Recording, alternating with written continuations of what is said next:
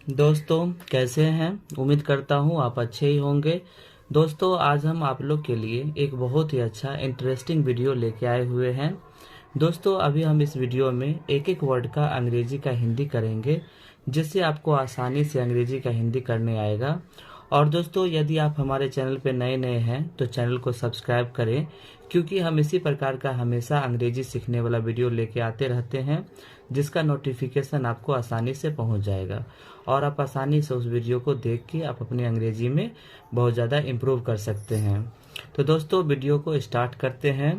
The goose that laid the golden eggs. Goose goose का अर्थ होता है दोस्तों बत्तख। डैट डैट का अर्थ होता है की। लेड का अर्थ होता है पाड़ना यानी अंडा देना। गोल्डन गोल्डन का अर्थ होता है सोना यानी सोना का। एग्स का अर्थ होता है अंडा, बहुत सारे अंडा। तो बत्तख जो था वो सोने का अंडा पाड़ता था, यही कहानी है। A man and his wife. A man का अर्थ होता है एक आदमी। ए का अर्थ होता है एक और मैन का अर्थ होता है आदमी।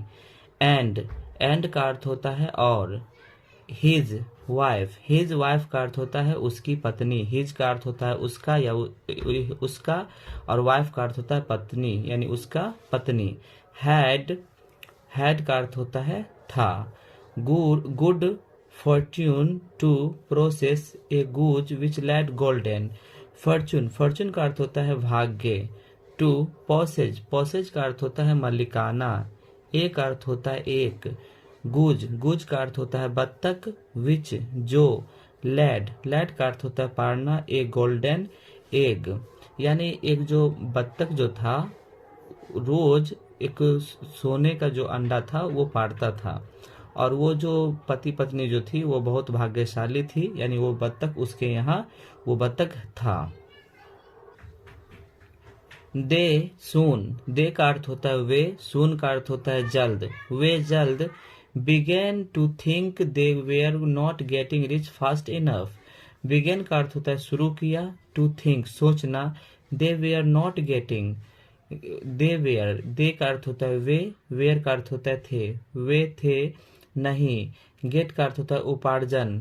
रिच फास्ट इनफ यानी कि वो जैसा सोच रहे थे कि बहुत जल्द अमीर बनने का, वो ऐसा अमीर नहीं बन पा रहे थे। एंड और imaging the bird must be made of gold inside. Imaging और वो हमेशा सोचते रहते थे चिड़िया के बारे में। मस्ट जो अवश्य था। मेड ऑफ गोल्ड इनसाइड जो सोना है ना उसके अंदर होगा। वो हमेशा सोचता रहता था कि वो जो चिड़िया है, वो जो बर्ड है, पक्षी है, उसके अंदर है ना सोना होगा। They decided to kill. वे निर्णय किए उसे मारने का। किल का अर्थ होता है मारना। It to get all precious metal at once. और वो सोचे कि अगर हम उसको मार देंगे तो उसके अंदर प्रीसियस यानी बहुमूल्य, मेटल यानी धातु होगा जो हमें एक बार में ही प्राप्त हो जाएगा। यानी जब हम बत्तख को मार देंगे तो उसके पेट में अगर सोना का जो कोई बहुमूल्य धातु होगा वो हमें एक बार में ही प्राप्त हो जाएगा। बट लेकिन when they cut it open they found it was just like any other goose। But का अर्थ होता है लेकिन। when का अर्थ होता है जब। लेकिन जब they cut वे उसे काटे।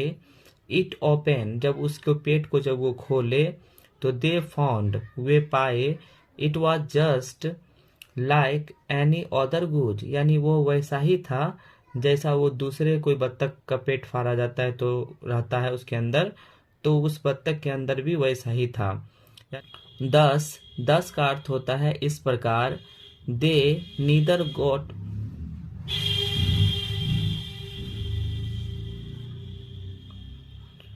10 का अर्थ होता है इस प्रकार। They neither got rich all at ऑन्स।